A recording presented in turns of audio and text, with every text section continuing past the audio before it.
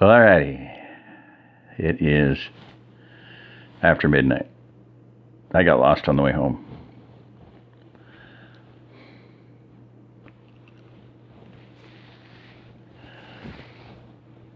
What can I say? I'm speechless, and that's very rare. Yeah, with Google, Okay, Google, tell me how to get to, home. I think it did that 30 times, and it pulled up a new window tab every time. I just saw that. I took the scenic route home, as we always say, but it wasn't a lot of scenery because it was almost midnight. Anyway, I figured I had to get a chapter out. So it's late. It's after midnight. I'm wired. I'm tired. I'm beat. I'm fried. I'm sore. But I'm going to read a chapter for you. So you're welcome. Chapter 18, Lights Out. The next morning, Mark got up to exercise. As he ran, he felt weighed down by how much there was to do and how little time there was to do it. Oh, that's killer. That's killer. That's hard to put up with, especially when nobody knows what to do and nobody wants to do anything.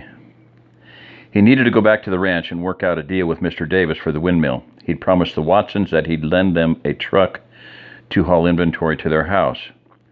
They needed to go back to Jim's to get his gun safe and some other stuff. He wanted to see if he could find some golf cart batteries like Rodney had told him about.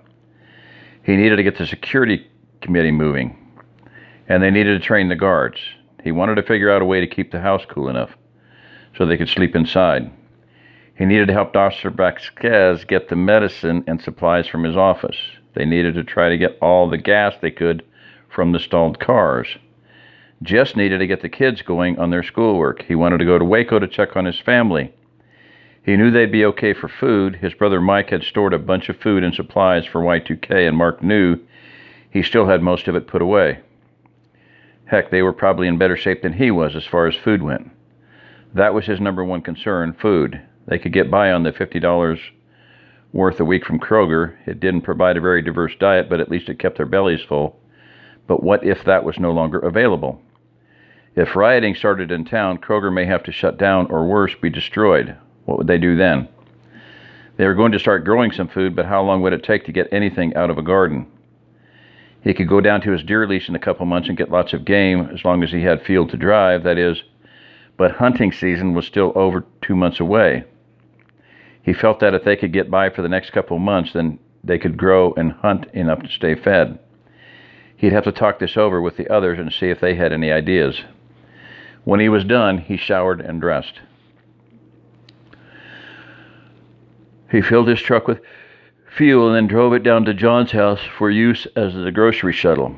That was another problem. He was getting low on diesel for the truck. When he got back home, breakfast was ready, and all of the adults sat down to eat. As they spoke of what they needed to accomplish for the day, Mark filled the others in on some of his concerns.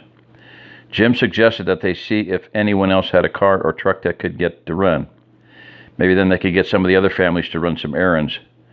George asked if anyone in the neighborhood had a trailer. David said he thought he saw one at Chaparro's when he and Mrs. Peterson did their survey. Mark wondered how he hadn't thought of those things. What else had they not thought of? Well, Mark thought, better just concentrate on the things I have to get done today. He zoned back into the conversation that the others were having. ... Are going to look at the gardening equipment on David's list and then look at the empty lots. Then we should be able to come up with a plan to present to the group, George stated. That sounds like a good plan to me, Jim said as the others nodded. What do you think, Mark? Yeah, that sounds real good, Mark agreed, not wanting anyone to know that he wasn't paying any attention. Jim, I'm going to walk over to Chaparro's house and see if he has a trailer. We'll need something to bring the windmill back from the ranch on. It might also be easier to load your safe on it than onto the back of your truck. I figured we might go get it and whatever else you need from your house today. Want to come with me? Sure thing. When the two men got to the big man's house, they found him in the large garage behind his home. Mark, Jim, welcome to Casa de Chaparro, he said with a big smile as they shook their hands. Thanks. Hey, I wanted to ask what chaparro means, Mark said. It means shorty, the huge man said with a big smile. They all laughed for a minute. David told me he had a nice workshop, but I had no idea it was this nice, Mark said, as he noticed that not only the welding equipment, but also a big drill press, a metal lathe, and several other machines he didn't recognize. I was a machinist in the Army. I worked in the motor pool for most of my stint. We mostly fixed trucks and Humvees, but sometimes we got to work on tanks and stuff too. Now I just do this stuff as a hobby. It sounds like you enjoy it, Jim observed. Why did you get out? My Suguro, my father-in-law, got sick and he needed someone to take over his plumbing business, the big man said sadly. But I can't complain. It has provided a good living for my family. I see, said Mark. Hey, David mentioned that you might have a trailer. Yeah, let me show you. The men walked behind the garage and saw the trailer. It was a 16-foot utility trailer with dual axles. Mark told Chaparro what he wanted to borrow it for, and the big man was happy to see it put to use. You guys need some help, he offered? That would be great, Jim said. The safe is really heavy, and we could use another strong back. We'll go get my truck and be back in a little while. I'll walk with you guys if that's all right. I'm just killing time out here anyway. The three men walked back toward Mark's house. Do you think we could go in your truck, Mark? Jim asked. Since mine's jacked up so high, the trailer would pull more level with yours. I could lend mine to John for the store runs. I'm sure we can. Let's go see him. They didn't have to wait long before John drove up. Hey, John, Jim said, as John climbed out from behind the wheel. Hello, John responded, a little more coolly than Mark like. How's it going, Mark asked. The lines are really long. I guess word is getting around about Kroger giving credit. The people I took at 8 weren't quite halfway through the line by the time I made the 11 o'clock run. I think the 12 o'clock group is the last one that stands a chance of getting through the line by 6. I agree. I guess we'd better take the rest tomorrow, early. We can use both trucks for a couple runs in the morning. We don't need to. This next group makes 51, and we only have 12 more than I scheduled for the 1 o'clock run. We can take them at 8 in the morning. We only have 47 families who live here, and some of them went to the store yesterday, Mark observed. How did we get 63 people that need to go to the store today? John's face screwed up as if the words tasted bad. A lot of people are inviting friends and relatives to move in with them. Mark could hear like you did, even though John didn't say it. I think we need to talk about this at the meeting tonight before we have so many people living in Silver Hills that we can't control them.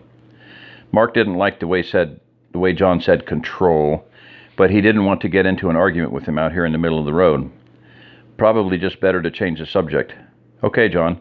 Could we trade out trucks with you? We need to go get some stuff from Jim's house, and we're going to pull Chaparro's trailer. It'll pull better behind mine. No problem, I guess. We'll go get Jim's truck and be right back. John didn't say anything.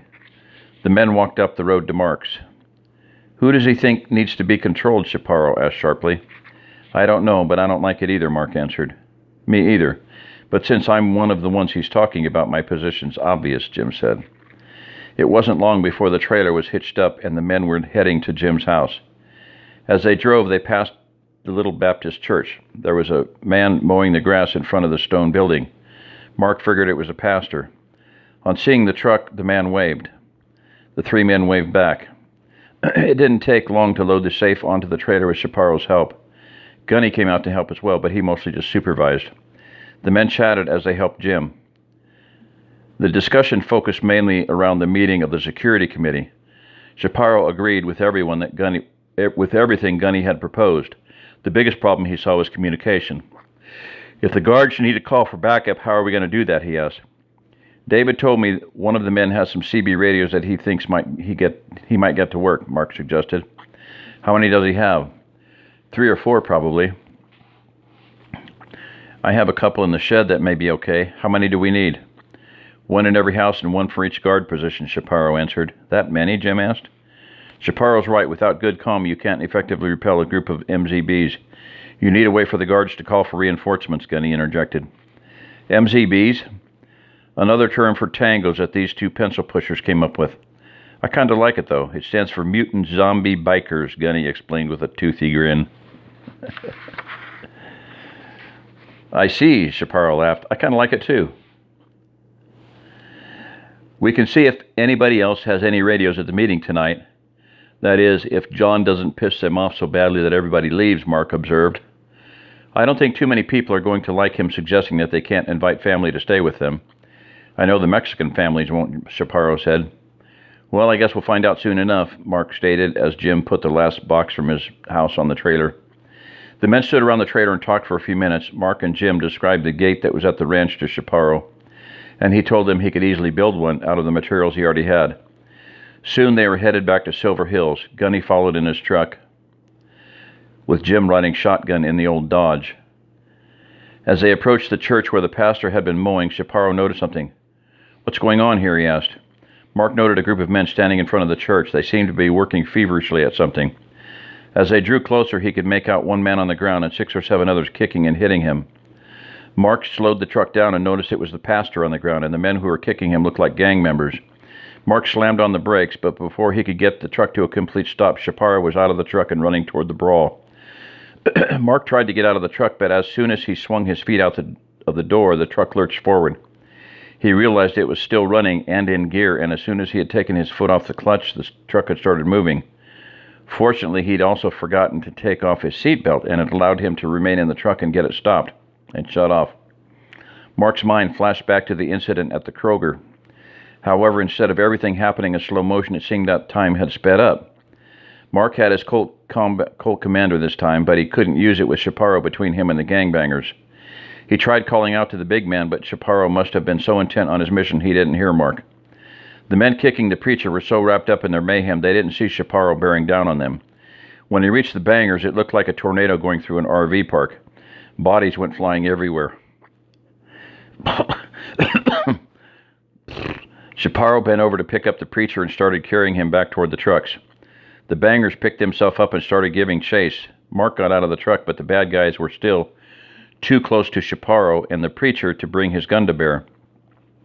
As Chaparro approached the truck, the bangers noticed the trucks and the 3 other men standing next to them. A couple of them stopped, but there were still 4 or 5 hot on the trail. Mark moved toward the goons and sidekicked the first one in the stomach just as Chaparro passed him with the preacher. The combination of Mark's foot moving toward the man as he was charging in folded him in half like a closing pocket knife. The impact also knocked Mark over, but he, unlike the man he just kicked, could still breathe. As he was getting back up, he noticed that Chaparro had practically thrown the preacher into the front seat of the truck. Once Mark was on his feet, he saw Chaparro on his right and Jim on his left. There were still 4 assailants moving toward them. Mark snapped out a front kick and caught one of the men square in the testicles. He dropped like a rock, holding his jewels and moaning. Jim punched another one as he ran in, and Chaparro ducked a punch from one of the others and flipped him over his back as he stood back up. Mark was stepping toward the last man. Boom! Everyone's head swiveled to see Gunny pointing Bula up in the air. There was smoke pouring out of the muzzle of the big 12-gauge as he shucked out the spent shell for a fresh one and dropped her down so that she pointed at one of the gangbangers. "You bastards better haul your asses out of here or I'll fill them so full of holes you'll think you're Swiss," Gunny yelled. Mark didn't know if it was what Gunny said or just the fact that his tone assured the gang members that he wouldn't put up with any shit, or just the big black business end of Beulah that scared them off. The ones who weren't too hurt picked up the ones who were, and they all ran toward an old pickup that Mark hadn't noticed before. The truck was running, and as soon as all 7 men had jumped into the bed, the driver roared off toward town. The 4 men looked at each other, and when they realized they were all okay, they turned to check on the minister. He was lying across the seat and only seemed to be about half conscious. Chaparro reached in and gently pulled him out, which was a big contrast from the way he'd put the preacher into the truck. His head was bleeding profusely, but other than that, he didn't have any other obvious injuries. Mark reached behind the back seat of his truck and pulled out his first aid kit. Lying there was the FAL in its case. A lot of good that would have done me there, he thought. I have to start carrying it where I can get it into action quickly if I need it. He pulled out a large dressing, placed it on the preacher's head, and applied pressure. "Gunny, can you take your truck and go get Lisa?" Jim asked. "Roger that. Take this in case they come back." Gunny handed Beulah to Jim and headed for his truck. As he raced toward Silver Hills, the preacher started coming to. "Did you see him?" the preacher asked. "See who?" Jim said. "Did you see the angel?" "What angel?" "When those men were kicking and hitting me, I asked God to send me an angel. He did, and the angel picked me up and carried me off. At first I thought he was taking me to heaven, but I guess he just took me away from those men." The preacher looked blankly toward the sky. Mark, Jim, and Chaparro just looked at each other. "Yeah, preacher," Mark smiled. "We saw the angel. His name's Shapiro, and God sent him just in time. It's probably the end of the chapter. Yep, end of the chapter. All right, that's it. 15 minutes.